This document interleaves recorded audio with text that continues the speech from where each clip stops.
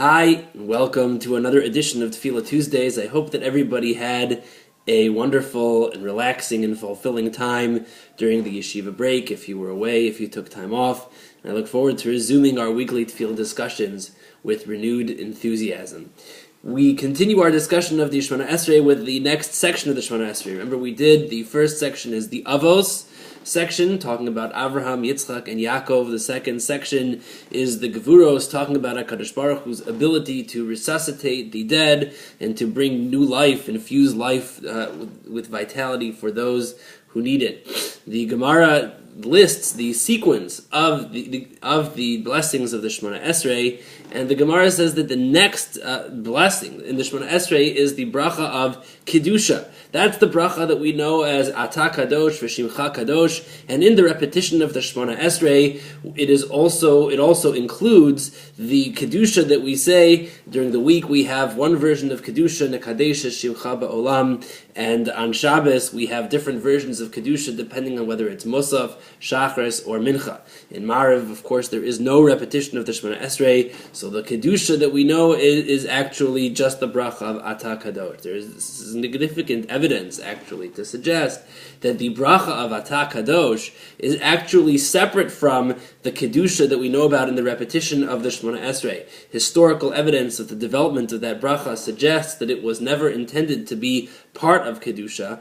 In fact, the fact that the Gemara refers to the bracha of Kedusha well before there was even an institution of recitation of Kedusha and Chazaras Hashatz points to its separate nature.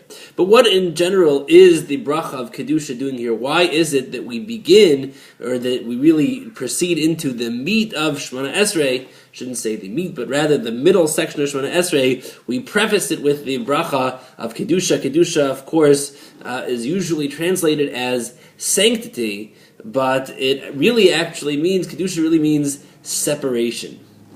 And I think that in this lies the answer to this question. When the bracha of Kedusha represents the line of demarcation between the first part of Shemoneh Esrei, which is known as Shevach.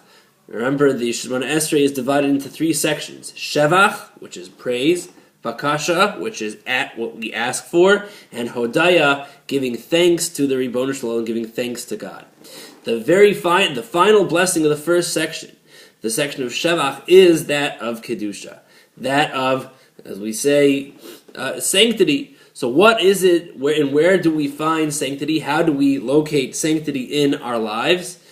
The answer, I think, is through this notion of Kedusha representing separation. Anytime we find a word in the Jewish tradition, in the halachic tradition, that has the root kadosh in it, that means that something is separate. Kiddushin, for example, when a couple gets married, what that means is that they are separating themselves from everybody else. The notion of hekdesh, consecrating something to the Mishkan, that represents that it is now consecrated, it is separate from everything else. Making kiddush on Shabbos, that means that we are separating Shabbos as a day from all of the other days of the week, and on and on and on.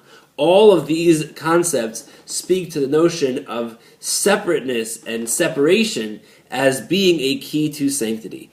With the Kedusha, we begin the process of segueing into all of the things that we want in the world, and we enshrine those in the various blessings of the Shemoneh Esrei.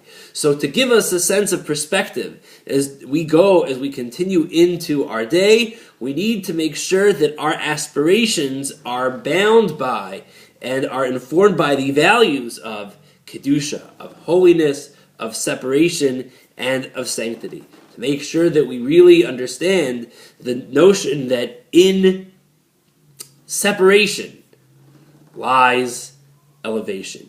In order to be able to reach higher levels, we have to make sure that our flights of fancy, the things that we want and that we need, are really that, and are really things that serve to advance the goal and the purpose of living a holy and sacred life.